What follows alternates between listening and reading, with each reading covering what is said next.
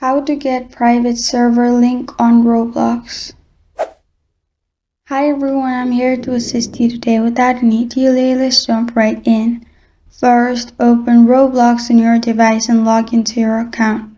Then click on three lines at the top right and then go to Inventory.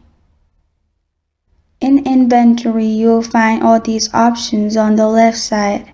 Simply scroll down to Private Servers and click on My Private Servers.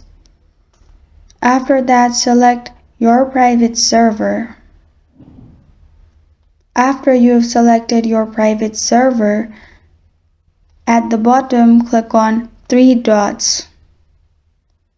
Then, make sure you allow joining. Make sure it's turned on. Then at the bottom, you'll find Generate Private Server Link. Click on it. After you've clicked on it, it will generate a link. You can simply copy and paste it anywhere you want. This is how to get a private server link on Roblox. Thank you for joining me today. If this video helps you out, please leave a like and subscribe for more. Got a question or want to suggest a topic? Comment below. Thank you for watching.